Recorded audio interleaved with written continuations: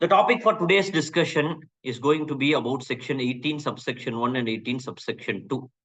So as we move forward with respect to this section, this is a section which falls under the chapter of input tax credit under the provisions of the CGST Act.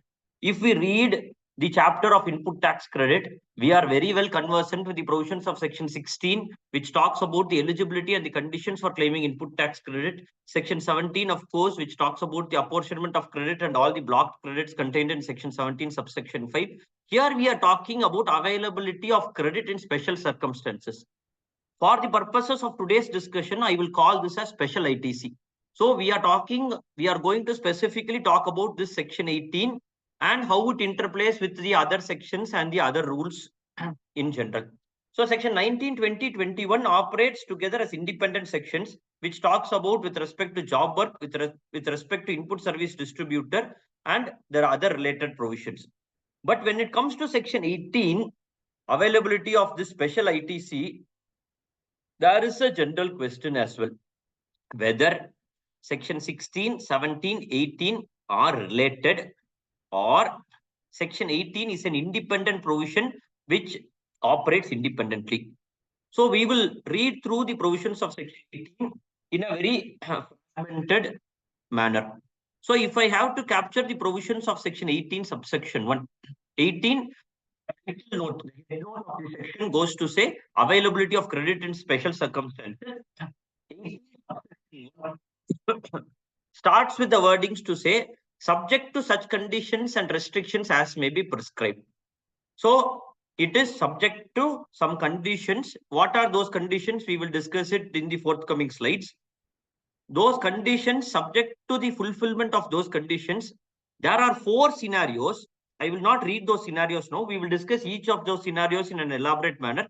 Just to highlight at the very top level, there are 4 scenarios, and on all those scenarios, a person shall be entitled to take credit of input tax, right? On what is a separate subject, but in 4 specific scenarios, a person shall be entitled to take credit of input tax. So this is one enabling provision for input tax credit. So section 18 is an enabling provision for input tax credit when I say special ITC in 4 specific situations and relating to some specific date.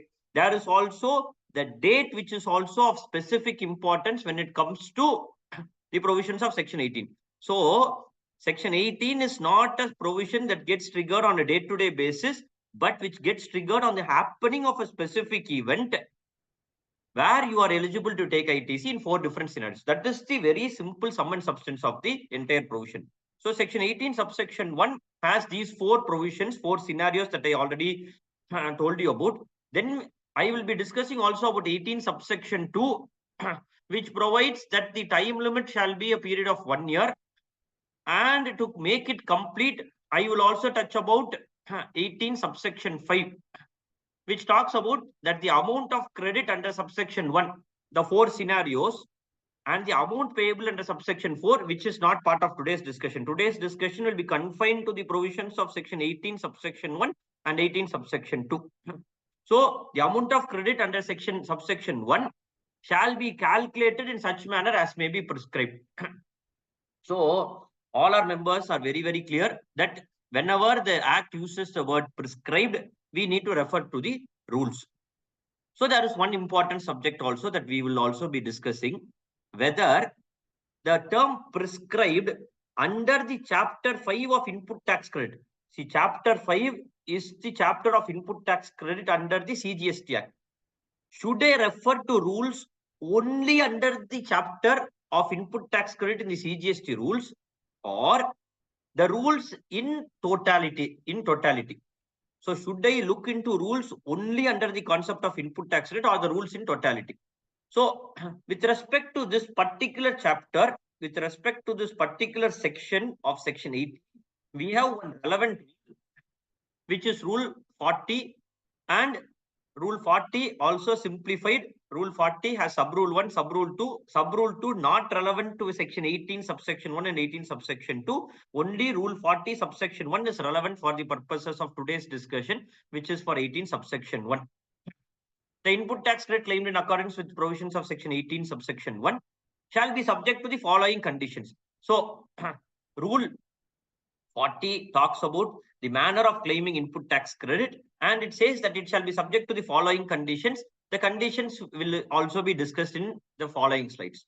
So to just give you the overview of the entire subject, we are now going to discuss about section 18 subsection 1 containing 4 different scenarios, 18 subsection 2 which provides a time limit for claiming of this input tax credit, and rule 40 sub rule 1 which is the entire subject. So before I discuss through each of these 4 different scenarios, the first and the foremost thing is we are very, very clear with input tax credit, sir. See, input tax credit has been a provision which each one of us would have read many a time for all our practical purposes, various sessions that we would have conducted. Definitely input tax credit, section 16, section 17 is something which we are very, very clear about. So whenever we are talking about the special ITC in section 18, our mind would automatically connect with the relevant provisions in section 16. So we need to know whether section 16 interplays with section 18, section 17, wherein we know something called as apportionment of credit with respect to taxable and exempted supplies. Then we have something with respect to blocked credits, whether these provisions actually interplay with the provisions of section 18. See, once we have some clarity on that provision, then I feel reading the provisions of section 18 will be more simpler.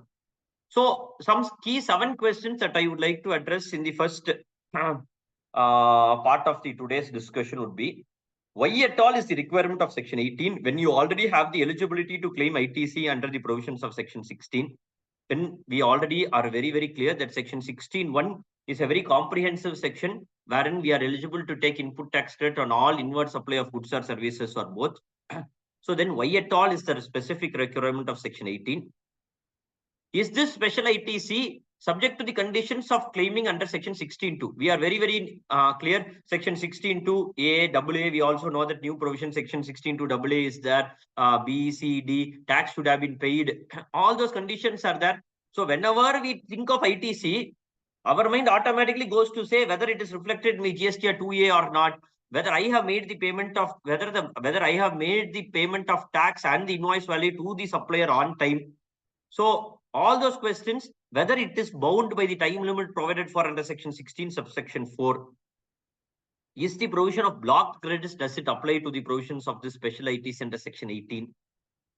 With reference to the rules that I need to refer to, is there a difference between the reference or the word prescribed as used in section 16 as compared to the usage of the word in the in section 18? And this special ITC read along with how will it go into the electronic credit ledger, and if at all the rules are applicable, is rule 36 sub rule 4 applicable to section 18? So these are some core questions that I would like to answer first, so that we are decoding or to actually admit to say whether we are simplifying the understanding of section 18. The requirement of section 18. Section 18, the enabling provision, section 16, the enabling provision for input tax credit. Section 16 subsection 1 starts with the wordings to say every registered person shall, subject to so and so, be entitled to take credit of input tax charge on any supply of goods or services or both, and this is something, and such amount shall be credited to the electronic credit ledger of such person. So section 16 subsection 1 very clearly starts with the wordings every registered person. So there could be a situation where a person was not a registered person on the date on which the input tax credit arose or became eligible.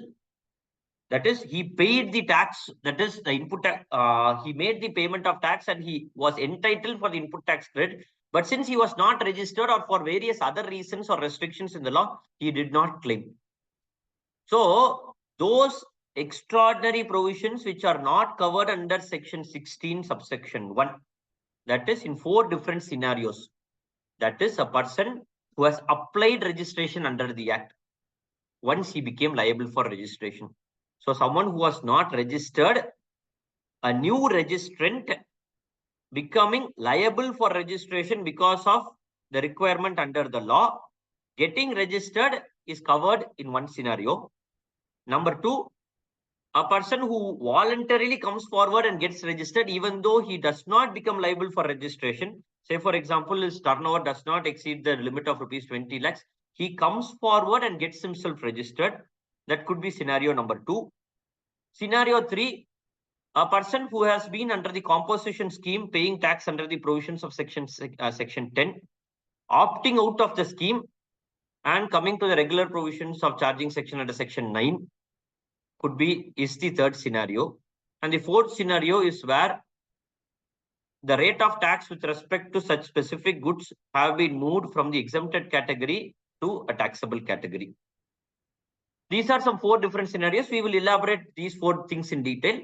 But basically, to understand that section 16 subsection 1 does not provide the eligibility of ITC in these 4 scenarios.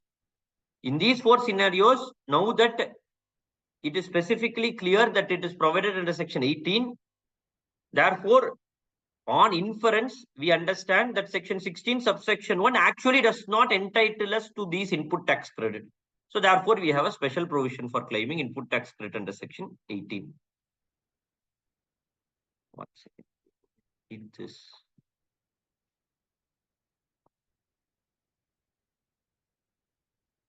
Okay. So is the special ITC subject to conditions as provided for in section 16(2)? Right, section 16 subsection 2, we are very, very clear as the conditions for claim of input tax credit, 16(2)A, AA, BC, all those provisions are very, very clear. But if we have to carefully read the provisions of section 16(2), it starts with a non-obstant clause. That is an overriding provision, but overriding only the provisions contained in this section, notwithstanding anything contained in this section. When it says only contained in this section, it refers to only section 16. And that too specifically to section 16 subsection 1. Therefore, the conditions outlined in section 16 subsection 2, or even with respect to that you should have received the goods, you need an invoice, the invoice is reflected in your GSTR 2B, all such conditions, all conditions provided under section 16(2) do not apply to the provisions of section 18. Do not apply, because generally our mindset, once we say input tax credit, okay, it should satisfy my conditions under section 16(2). No, because section 16(2) is very, very clear. It applies only to the provisions of section 16 and not to 18. Right? Therefore, section 16(2) applies only for section 16. Next, is the special ITC bound by the timeline as contained in section 16(4)? We are very, very clear that section 16(4) provides the time limit within which ITC has to be claimed. We have some relaxations provided in section 16(5) to be notified after the amendments are being made in the state tax as well. Section 16 subsection 4 starts with the wordings: a registered person shall not be entitled to take input tax credit in respect of within the time limit after the 30th of November. All due dates, we have a due date that is before the due date of filing the return of September. Now the due date is 30th of November. Due date may get amended, but on a very conceptual level, is the time limit under section 16 subsection 4 applicable for the claim of input tax credit under section 18 subsection 2?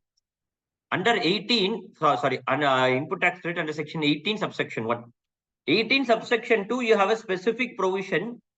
A registered person shall not be entitled to take input tax credit under subsection 1 in respect of any supply of goods or services or both to him after the expiry of 1 year from the date of issue of tax invoice relating to such supply. So, 16 subsection 4 also starts with the wordings a registered person. 18 subsection 2 also starts with the wordings registered person. See, when I was interpreting the provisions of section 16 subsection 1 vis-a-vis section 18 subsection 1, section 16 subsection 1 enabled the claim of input tax credit for every registered person. 18 subsection 1, subject to such conditions as may be prescribed, it provided 4 different scenarios. Class A, B, C, D, 4 different scenarios. But 16 subsection 4 also starts with registered person. 18 subsection 2 also starts with registered person. So how do we harmoniously read the provisions of section 16(4) and 18(2)? should we read together or should we read it in isolation? 18 subsection 1 or the provisions of section 18 is a special claim of input tax credit when there has been a specific time limit provided under section 18 subsection 2. In my opinion, this will override the provisions of section 16 subsection 4, and therefore the provisions of section 16 subsection 4, that is ITC has to be claimed within the time limit of 30th of November of the subsequent year, will not apply for the claim of special ITC as provided for in section 18 subsection 1. Simple. Special ITC, say for example, you are eligible. When it is eligible, we will be discussing going forward. But when it becomes eligible in the month of December 2024, if I have to claim an ITC of December 2023, is it eligible? Yes, it is eligible. Yes, it is eligible because section 18 talks about expiry of 1 year from the date of issue of tax invoice relating to such supply. So an invoice relating to December 2023, in a normal scenario, under the provisions of section 16 subsection 4, you would not be eligible to claim after the 30th of November. But whereas under the specific provision of special ITC under section 18, you would be entitled to claim that input tax credit up to 1 year from the date of issue of tax invoice relating to such supply. Right? So this is something about how section 16 subsection 4 will not prevail with respect to the claim of this special input tax credit. Section 17. We are very clear about section 17 with respect to particularly about section 17(5) block credits. When I read the provisions of section 17 subsection 5, now more in depth after trying to understand how 18 subsection 1 will interplay or not, notwithstanding anything contained in subsection 1 of section 16 and subsection 1 of section 18, you have a specific provision in section 17 subsection 5 with respect to block credits that it will have an overriding provision over section 16 subsection 1 and 18 subsection 1. Whereas this was particularly absent when it comes to the conditions prescribed in the section 16 subsection 2. See, when I was talking about the conditions under section 16 subsection 2, it very clearly uses the words notwithstanding anything contained in this section. So section 16(2) conditions will not apply to section 18, but whereas the provisions of block credits under section 17(5), because it specifically provides that it shall have an overriding provisions over 18 subsection 1. 17 subsection 5 will have an overriding effect over 18 subsection 1. Therefore, block credits cannot be claimed indirectly through the route of special ITC. Block credits, what is restricted under section 17(5), ineligible to be claimed under the provisions of section 16 subsection 1. You cannot take a different route to say that I will be entitled to claim through a different provision under section 18. So that is very clearly restricted because of the overriding non-abstain clause provided for in section 17 subsection 5. To the rules which has been related to or relied upon from section 16 and as well from section 18, what is the difference? With reference to section 16 subsection 1. Sir, Arundas Gupta, is the speed okay, sir? Should I go a little slower? No, it's okay, it's okay. But we can also start with some of the questions that we have in mind. Okay. So I will complete just one slide, sir, and then we will discuss on right, sir. These 7 questions, these 7 questions that we just started with, we will complete this flow, and then we will go to the various scenarios, right? So, right, sir. So, with reference, what is the difference in the reference to the rules with respect to section 18 and section 16?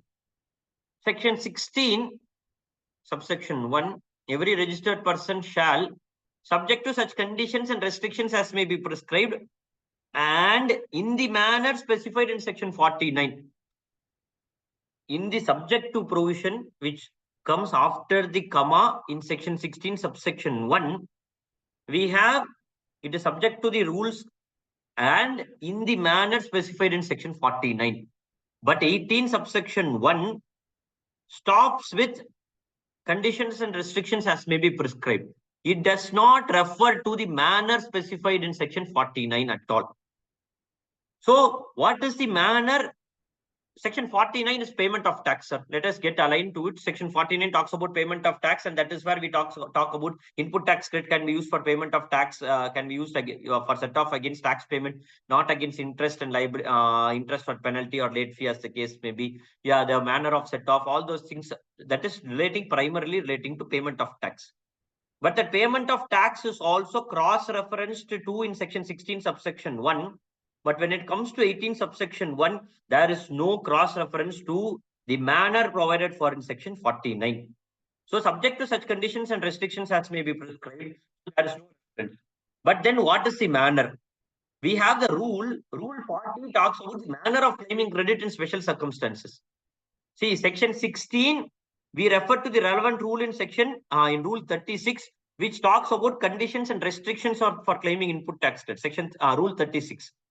But rule 40 is not talking about conditions and restrictions, but it is the manner of claiming credit in special circumstances. So, in sum and substance, section 18, subsection 1, section 40, and rule 40 are enabling provisions rather than providing for actual conditions or restrictions, or prima facie enabling provisions for claim of input tax credit. Last aspect we would like to discuss before we move on. Okay, two more. Special input tax credit versus electronic credit ledger. Section 16, subsection 1 closes with the wordings, and the said amount shall be credited to the electronic credit ledger of such person. Shall be credited to electronic credit ledger. So the input tax credit that I am entitled to under section 16 subsection 1 shall be credited to my electronic credit ledger.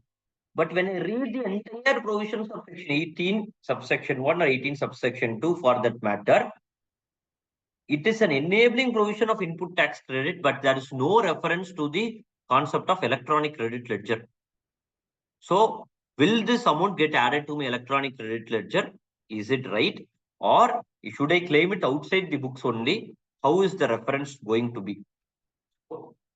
Though there is no direct reference from section 18 to the electronic credit ledger, when we refer to the provisions of rule 86 talking about electronic credit ledger, rule 86 sub rule 1 goes to say the electronic credit ledger shall be maintained in form GST PMT 02 for every registered person eligible for input tax credit under the Act.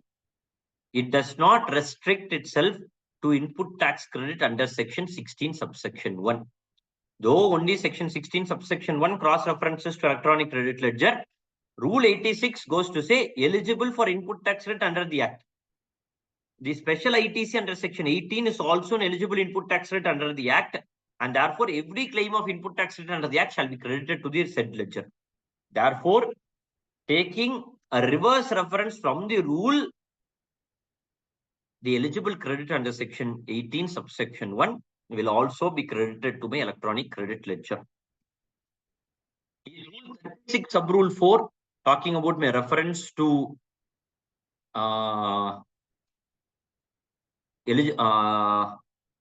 filing of invoices by my supplier in GSTR 1 and communication to the recipient in GSTR 2B. Is that relevant for the claim of input tax rate under section 18? This I will discuss it in the forthcoming slides. So these are some of the background for discussing the 4 specific scenarios under 18 subsection 1 ABCD, which we would be discussing in the forthcoming slides. This is the background.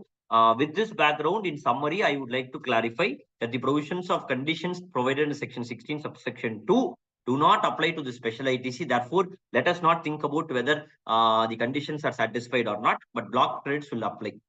So this is the sum and substance of the analysis so far. If there are any doubts, and we will take this forward for a collaborative discussion now, please.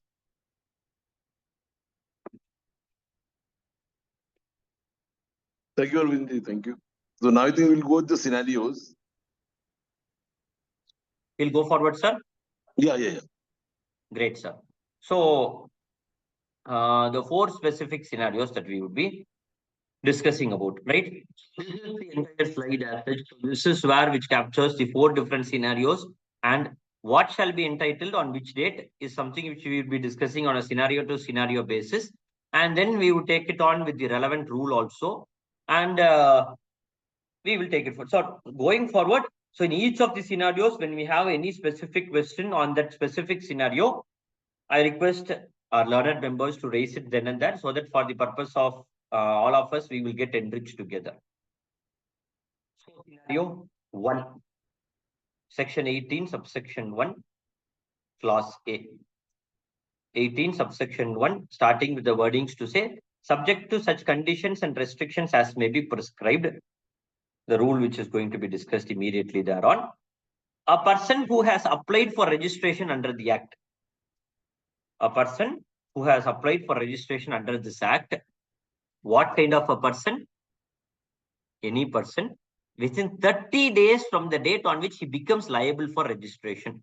So when a person becomes liable for registration, I am not going into the very detailed aspects of the registration provisions, which is a separate point of discussion altogether. But we are now very clear that whenever the taxable turnover, whenever the aggregate annual turnover of a person exceeds the value of, say, rupees 20 lakhs or 40 lakhs as the case may be, he becomes mandatorily liable for registration.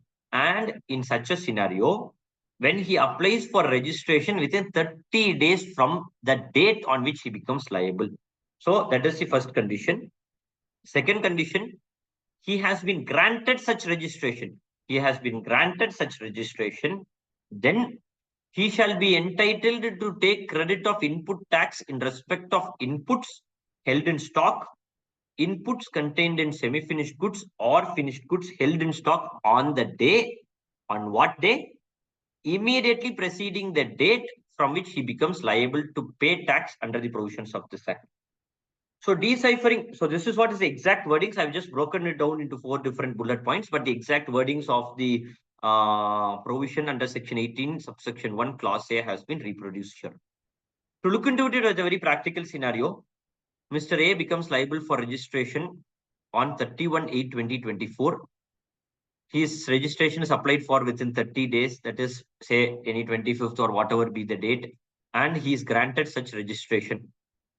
So what is the date on which what is the date of the stock on which he is eligible to take ITC? He becomes liable for registration on 31st of August.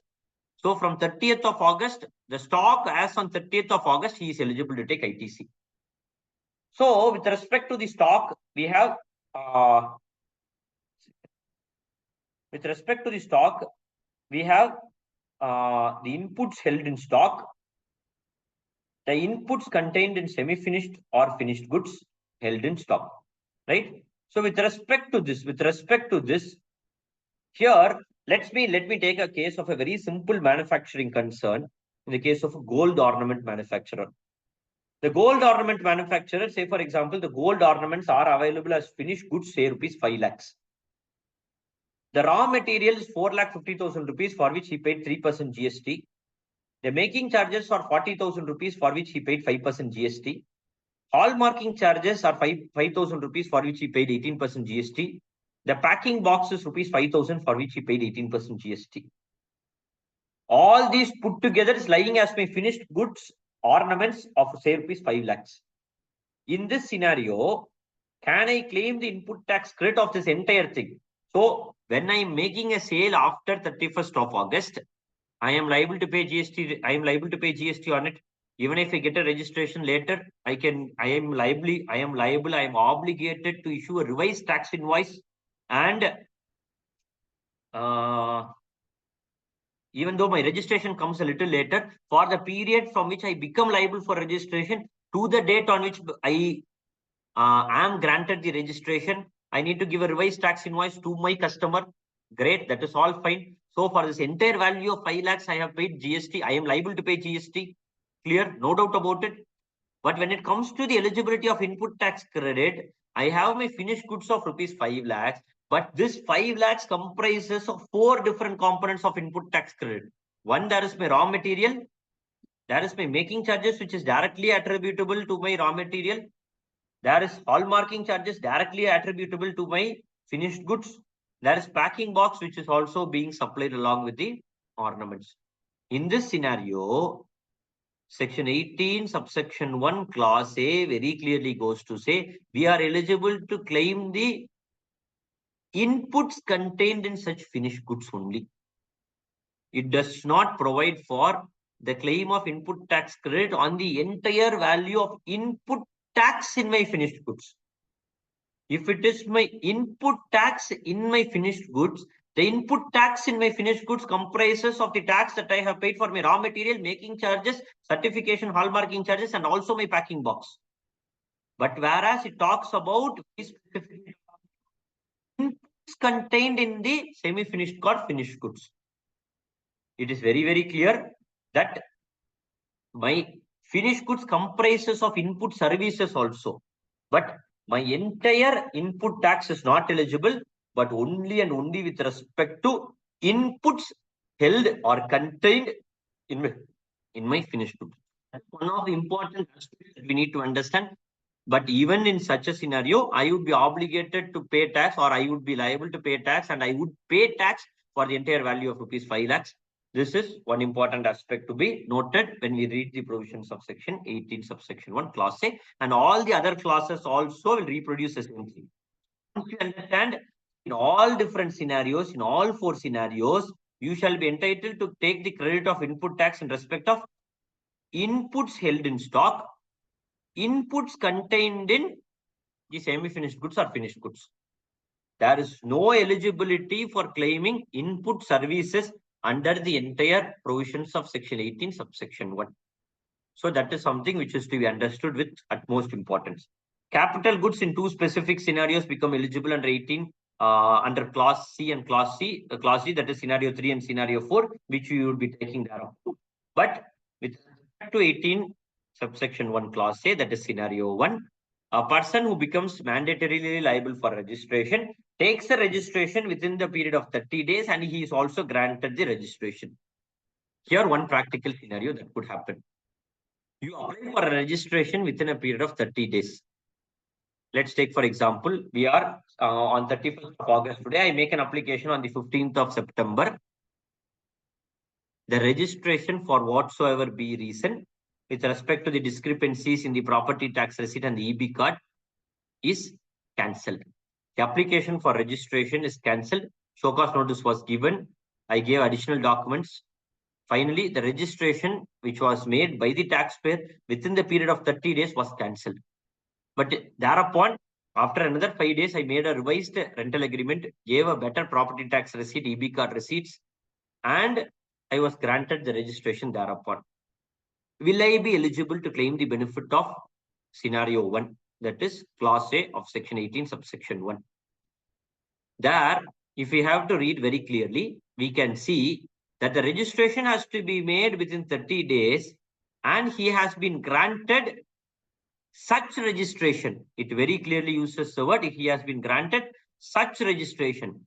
If it becomes a separate registration later, if there is a registration which is made within 30 days but rejected, there is an application which is thereupon made, which is after the period of 30 days, but that second registration application is only granted, then technically, even though the intent of law is to provide the eligibility of input tax credit, the second application does not fulfill the criteria under 18(1) clause A, and therefore you would not be entitled to the entire benefit under section 18(1)(a).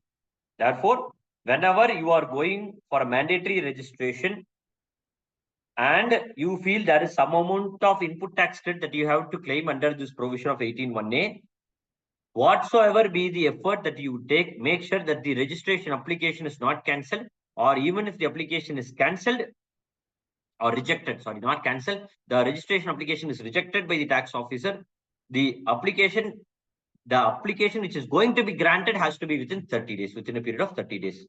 So that is with respect to 18(1)(a). So no, Arvind, here actually we had a couple of questions. Please, One sir. question is by Unniji, which is instead of doing it in the form ITC 01, if I do it in 3B, Yes, sir. will that be eligible? That is one question. Second question is, my registration is rejected. So against the registration, I've gone in appeal. So if the appeal is allowed and the registration is granted, so what will happen in that scenario? Okay, so I'll take the second scenario first with respect to the registration going for an appeal and then granted. There as well, the wordings is very, very clear that it is has been granted such registration. Therefore, I have applied for a registration within a period of 30 days and I have been granted such registration even pursuant to an order of an appellate authority. In my opinion, it is definitely eligible for the benefit of section 18, subsection 1, clause A. With respect to the question of Unni sir, whether such ITC can be claimed in GSTR 3B. So this section 18 subsection 1 clause A, or 18 subsection 1 together has a specific rule, right? When I have to go to the next slide as well, right? That's okay, not here. There's a specific rule which goes to say the manner of claiming input tax credit. What is the manner of claiming this input tax credit? And that provides that the ITC shall be claimed in ITC 04, ITC 01, shall be claimed in ITC 01. So therefore, it is very important that the procedure envisaged under section 8, under section 18, that is rule 40, is also followed for the benefit of input tax credit. But as well, there could also be a litigated stand, a litigative stand to say that a procedural lapse shall not deny what is duly eligible to me. What is duly eligible? This is an input tax credit eligible under section 18, though I should have rightfully, though I should have rightly filed ITC 01 under the provisions of rule 40. It is an eligible input tax credit which I have filed under GSTR 3B. But one concern, sir, when I take the input tax credit under GSTR 3B, I would be subjected to other conditions relating to the claim of input tax credit under section 16.2, then also rule 36.4 number 1, then as well with respect to the payment of tax scenarios, then with respect to 88 provisions, all those provisions will get triggered. But ITC 01 seems to be an overriding provision which does not have an direct impact on any of this. Thank you. So, is there any view of the house? Like, if anyone from the house wants to share any view, so. Or Unni sir, it may not appear in 2B also, right? Because it's prior to the registration, and yes, such credit may be litigated. Yes. So, madam, this is not required to be reflected in 2B. That is very, very clear. With respect to GSTR 2B or with respect to GSTR 1, I have one specific aspect in the rule which I will discuss later. But the provision. But when you are claiming in 3B, yes, and the system is not matching. Yes, yeah. When you claim in 3B, you are automatically hit by the provisions of section 16.2 AA rule 36.4 restricts the claim of input tax credit, definitely. So any other views, any other questions from the house? So we can, I think we can ask. Arup, yes, sir. Arvind sir, a very interesting aspect of this subsection is this. Like in your example, liability started from 31st of August, a registration applied on 30th September. The section says that inputs as on 30th August. There's a gap between what about the purchases made between 31st August and 30th September? How to claim that? How to claim the ITC on that? So that is a gap somewhere. The first return section 40 talks about only the outward supplies. That outward supplies made within that period of 1 month. The effective date may be the 30th of September since that registration.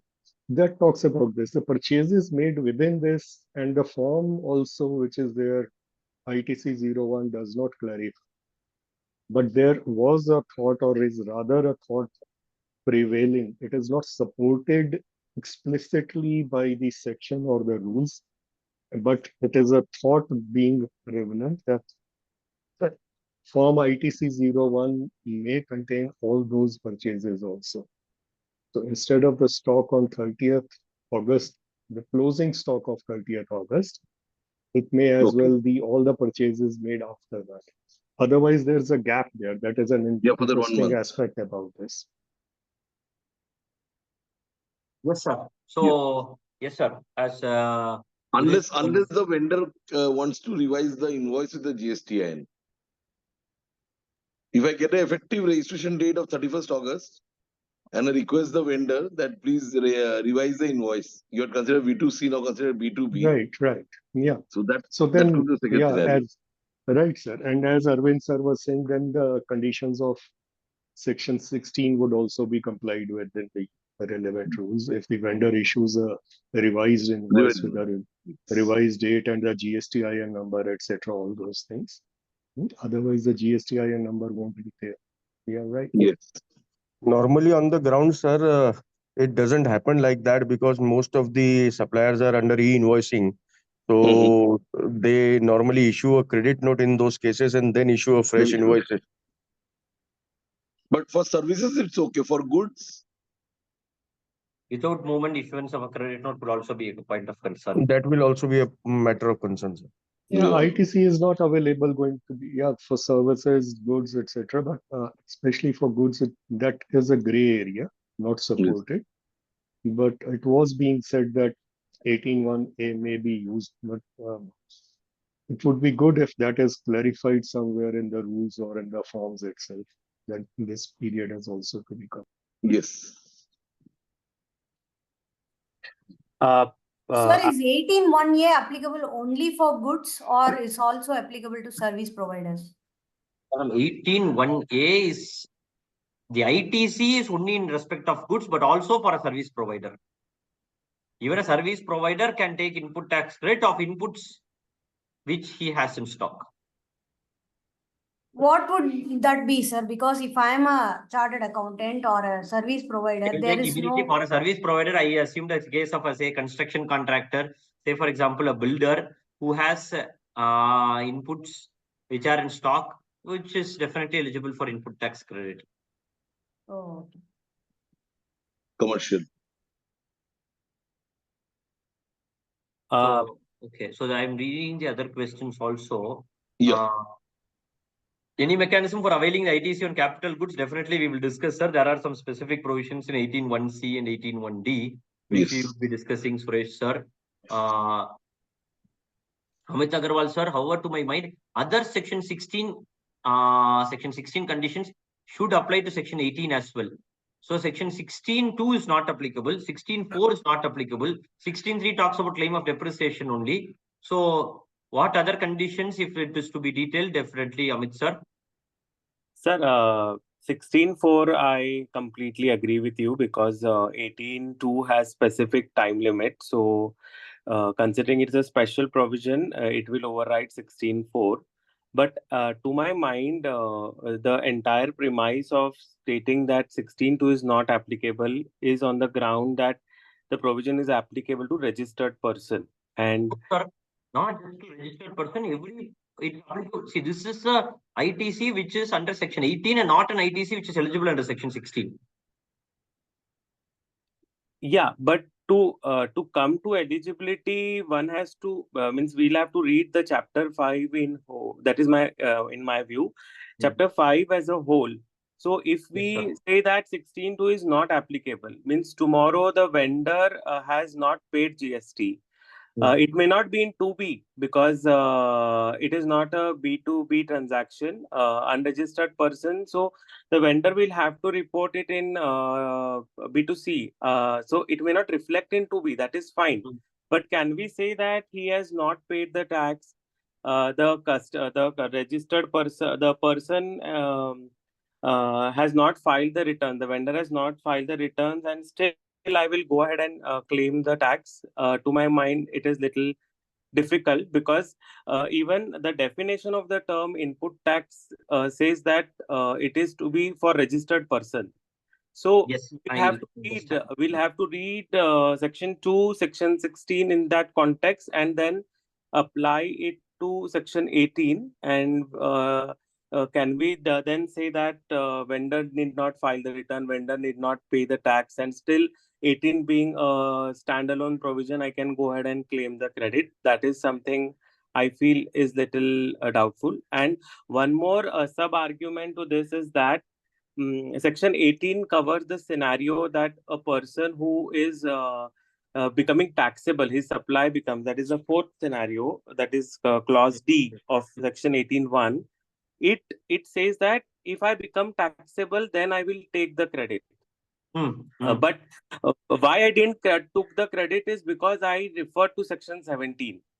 That means I am falling back to 17 because firstly I didn't take the credit because 17 doesn't allow me to take the credit. Yes. Now 18 is allowing me to take the credit.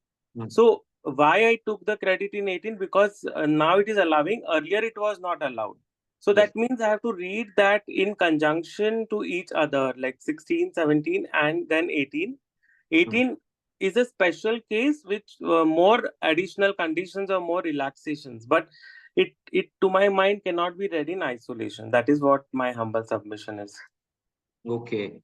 I appreciate the interpretation, but to my reading, section 16 has an independent eligibility for claim of input tax credit. Section 18 is a separate independent provision for claim of input tax credit, which gets triggered only on a specific event on 4 different scenarios. So on that triggering of that specific event, this is not, if they had said, if section 16 had used the wordings to say that notwithstanding anything contained in, okay, sorry, it apply to the provisions of the entire subject, entire act, entire chapter at least. Entire chapter at least, and it should have been okay. But we have section 16(2), which says that notwithstanding anything contained in this section. So this input tax rate, if Unni sir also asked the question, if this goes back to section 16 subsection 1, then I would be eligible to claim this input tax rate in my 3B itself. Then why at all the requirement of a separate rule in Rule 40? Then I would be restricted under Rule 36 sub Rule 4. Then complications could be even more. Therefore, reading it in harmony to say that if I really take it into section 16, then it would deviate or not fulfill the purpose of giving an additional input, a special ITC. Therefore, that has been my interpretation. Definitely, I accept your line of thought as well, sir. Thank you. Great, sir. So, Arvind sir, may I add here one more thing, sir? Please, if you permit. please, sir. Please, sir. Sir, and the manner for 18(1) clause A new registration, which we are talking about, the form, etc., allows such input also where the invoice is also not available. Yes, sir. Definitely, the- invoice is not So available. inputs or inputs may have been from existing laws, VAT, or maybe some whatever, maybe paid, tax paid, not paid. So it is not, the conditions of 16(1) will not match if we read in entirety in harmony with the process of claiming ITC in respect to clause A of 1. Because even such inputs where invoice is not available or traceable, for that also the credit may be taken. So talking about that, the supplier may have paid the tax or the conditions, other miscellaneous conditions, or 16(1) will not harmoniously be read with this. So it is, I'll agree with you.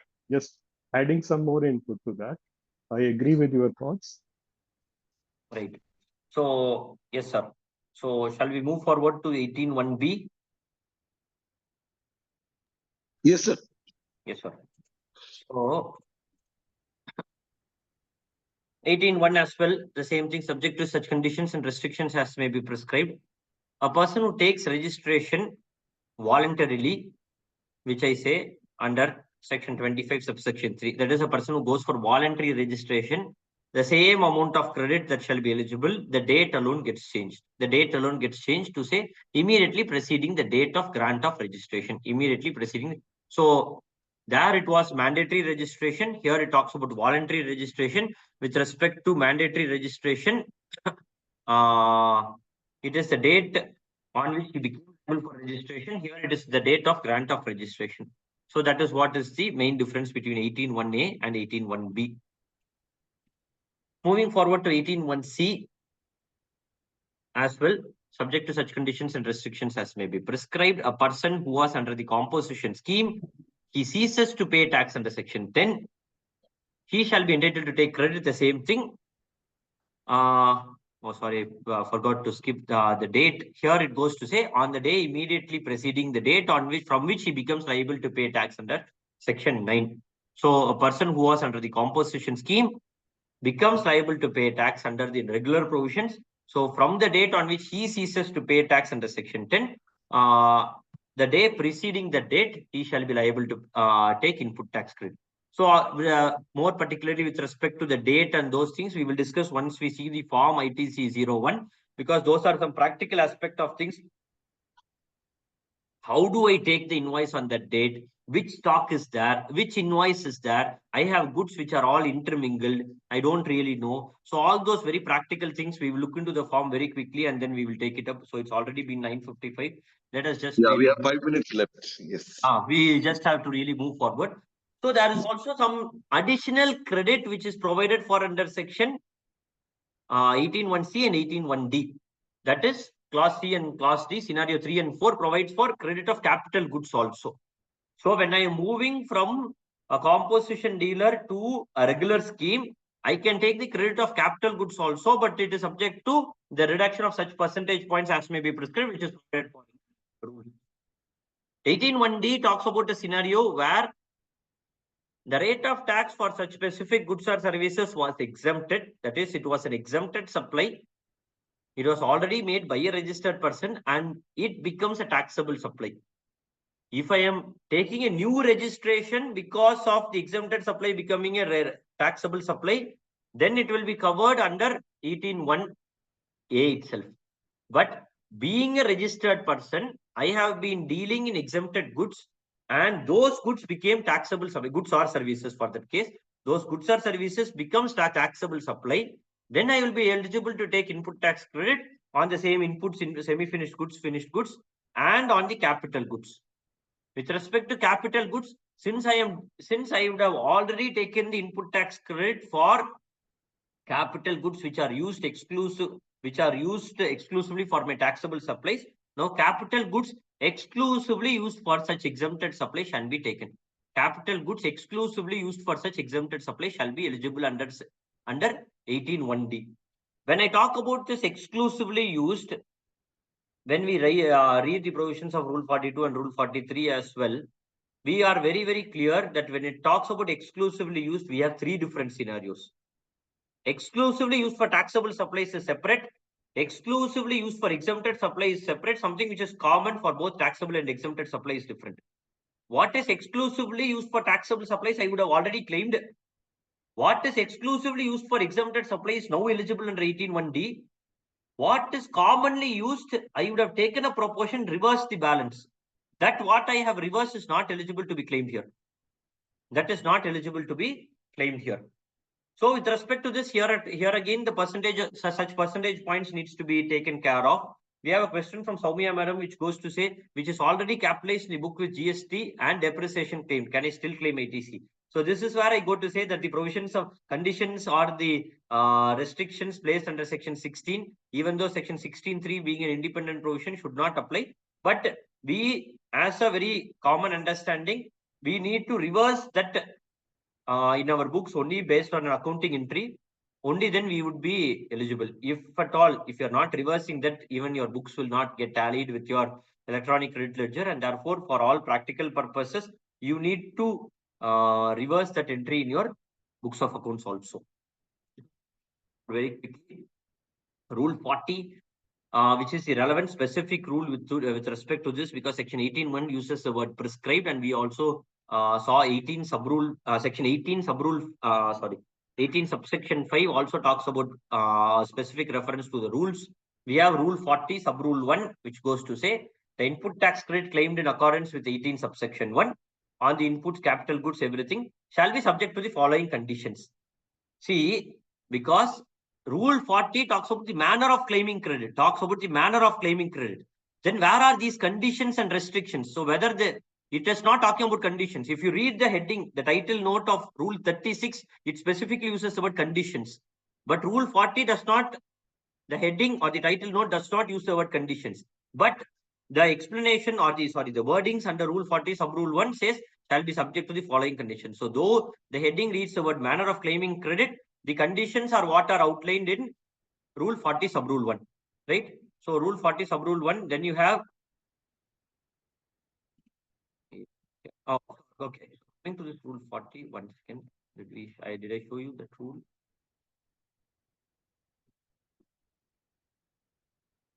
Right. Sub rule 1 has 4 different components. One with respect to capital goods, one with respect to the manner in which I need to claim. What is to be contained in ITC 01 specifically is provided in 41C. Then a CA certification as required for the special ITC. Then we have some reference to my GSTR1 filing by the supplier. So each of these 4 rules is what we would be going forward very quickly all about. Talking about this, it's 10 o'clock, right? 41A, the ITC on capital goods in terms of class C and D, that is with respect to specifically on capital goods, shall be reduced by 5 percentage points. It said that what percentage was not provided that, so 5 percentage points per quarter of a year or part thereof. So even if it is used for say 1 quarter plus 1 month, you need to reduce 10%. You need to reduce 10%. The date from which it has to be computed is from the date of invoice or such other document, right? So not only the invoice, even with respect to bill of entry, you can claim input tax credit with respect to capital goods, no doubt about it. And that is what says invoice or such other document on which capital goods were received by the taxable person. So that is with respect to 41A. 41B goes to say, shall within a period of 30 days on which he becomes eligible for 18.1, he shall file a declaration in form ITC 01. So 18.1A talks about 30 days for registration, mandatory registration. He takes registration within 30 days.